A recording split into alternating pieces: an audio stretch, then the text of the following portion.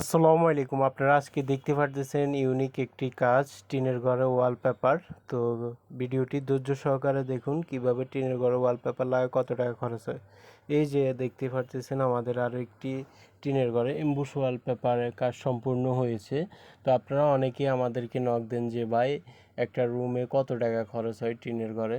তো আমি বলবো সাধারণত 10x12 একটা রুমে আপনাকে বোর্ড সহকারে এই যে ওয়ালপেপার সহকারে সিলিং সহকারে কত টাকা খরচ হবে এরকম একটা আপনাকে আইডিয়া দিব। এক্স্যাক্টলি ওই আইডিয়ার থেকে হয়তো বা 2-4 হাজার টাকা এদিক সেদিক হতে পারে।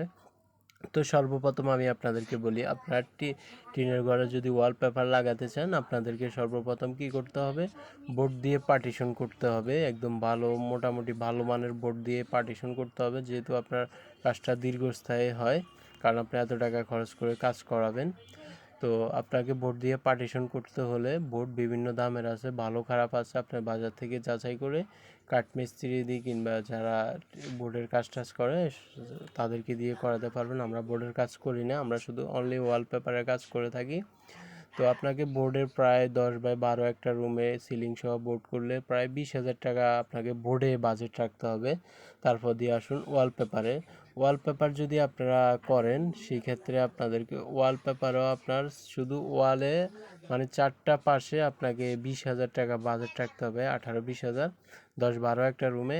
আর যদি সিলিং সহ অ্যাটাচড করান ওয়ালপেপার, সেই ক্ষেত্রে সিলিংয়ের জন্য আপনাকে যদি 3D দিয়ে করান, 3D প্যানেল দিয়ে এগুলোর মধ্যে করান, 10,000-15,000 টাকা এরকম একটা বাজেট রাখতে হবে। টোটালি সিলিং সহকারে আপনার 30,000 টাকা আপনাকে একটা বাজেট রাখতে হবে যদি আপনি টিনের ঘরে করাতে চান।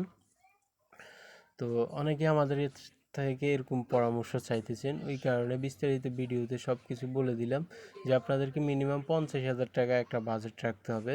তাহলে আপনারা টিনের ঘরকে রাজকীয় সাজে সাজাতে পারবেন। খুব ইজিভাবে আপনারা টিনের ঘরকে সাজিয়ে নিতে পারবেন, যেটা বিল্ডিংয়ের চেয়েও সুন্দর লাগবে। তো আশা করি সবাই বুঝতে পারতেছেন কত টাকা খরচ হবে। এবং আপনারা অনেকেই বলেন ভাই এত টাকা খরচ করব কত বছর যাবে। তো আপনার বোর্ডটা যদি 10 থেকে 15 বছর যায়, আমার ওয়ালপেপারটা 10 বছর ইজিভাবে যাবে, কারণ আমরা আলাদা একটা ভালো গাম ইউজ করি, যেহেতু আপনার কাজটা দীর্ঘস্থায়ী সুন্দর হয়।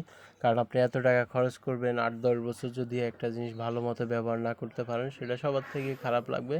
তো আমরা যথেষ্ট পরিমাণ কাজ ভালো করে থাকি, তবে আপনি ভালো বোর্ড কেনার চেষ্টা করবেন, কারণ ভালো বোর্ড কিনলে আপনার ওয়ালপেপারটা দীর্ঘস্থায়ী হবে এবং ভালোভাবে টেকসই হবে, দেখতেও সুন্দর লাগবে। তো যে যেখান থেকে ভিডিওটি দেখতেছেন লাইক কমেন্ট শেয়ার করে দিবেন। পরবর্তী নেক্সট কোনো ভিডিওতে আবার দেখা হবে। আর আমাদেরকে হোয়াটসঅ্যাপে সরাসরি নক করুন, মেসেঞ্জারে নক দিবেন, আমরা সবসময় মেসেঞ্জারে অ্যাক্টিভ থাকি না। সবাই ভালো থাকবেন, সুস্থ থাকবেন। আসসালামু আলাইকুম।